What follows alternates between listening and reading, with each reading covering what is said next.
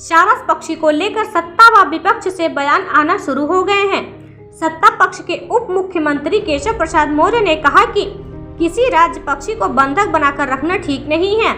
वहीं पूर्व सीएम अखिलेश यादव ने कहा, हम सब स्वीकार करते हैं सारस आरिफ से लगाव रखता था। सरकार को क्या सूझा कि सारस को उठा ले गए। अगर उठा ले गए तो जिम्मेदारी सरकार और वन विभाग की बनती है, उसकी सेवा करते। सारस चला गया, अगर गांव वाले उसे न बचाते तो उसकी जान चली जाती तो कौन जिम्मेदार होता। विदित हो कि सारस को रायबरेली स्थित पक्षी विहार में छोड़ा गया है, जहां से वह उड़ गया है, जिसे बिसैया गांव के पास एक युवक ने पकड़कर रखा है। देखिए न्यूज़ 7 साहिल की एक्सक्लूसिव रिपोर्ट। सारस उससे लगाव रखता था। सरकार को क्या सूझा कि सारस को उठा ले गए। अगर उठा ले गए थे तो जिम्मेदारी सरकार की बनती है, वन विभाग की बनती है कि उसकी सेवा करते। अब वो चला गया कहीं, जाने के बाद अगर गांव के लोगों ने उसकी सेवा न की होती, पकड़ करके सुरक्षित न रखा होता, कुत्ते दौड़ा रहे थे, कुत्तों से न बचाया होता, तो आज क्या स्थिति होती, उसकी जान चली जाती, तो जिम्मेदार कौन होता। और फिर अगर इसी तरीके से आप कोई मान लो बिस्किट भी खिलाता है, कोई दाना खिलाता है। पूरे देश ने देखा कि प्रधानमंत्री जी मोर को अपने घर पे खिला रहे थे।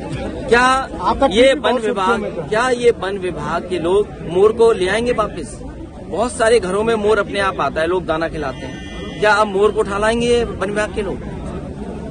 बीजेपी के मंत्री कह रहे हैं कि का पता रहा बेटा काट लियो तुम तो बार बार या हमें रहता है जरूरत तो खून निकाल लियो, ओट फुला दियो, कहा कर दियो, हैं एक जो कर चिरैया तो कर पक्षी बिहार वाले नहीं समझ पाए रहे हैं,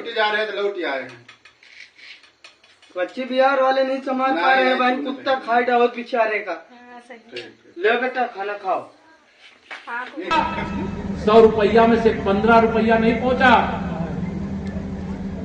ये जो भ्रष्टाचार करते थे, आज आदरणीय प्रधानमंत्री जी के नेतृत्व में केंद्र की सरकार के माध्यम से भ्रष्टाचार मुक्त भारत बनाने के लिए छापे पड़ते हैं।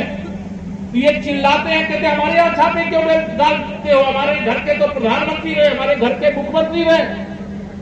अच्छा, जिन्होंने देश को लूटा है उनके यहाँ छापे पड़ने चाहिए कि नहीं पड़ने चाहिए, बताओ।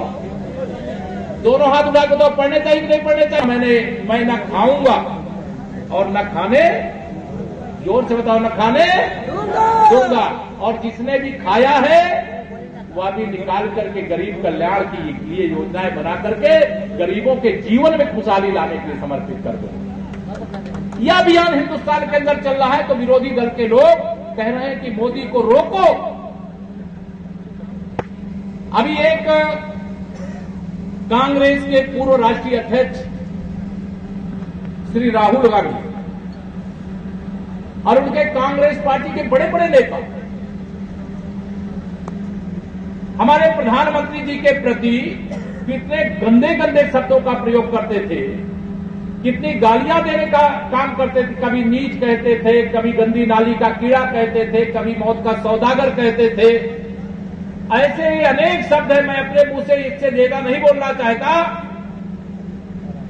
इसी तरह के एक मामले में एक मुकदमा चला, राहुल गांधी जी के खिलाफ मुकदमा दाखिल किया गया और उस मुकदमे को चलते हुए काफी समय हो गया।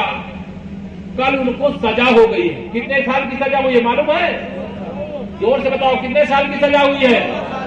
2 साल। किसको 2 साल की सजा हो जाती है, चाहे वह लोकसभा का सदस्य हो, चाहे विधानसभा का सदस्य हो, उसकी सदस्यता समाप्त कर दी जाती है।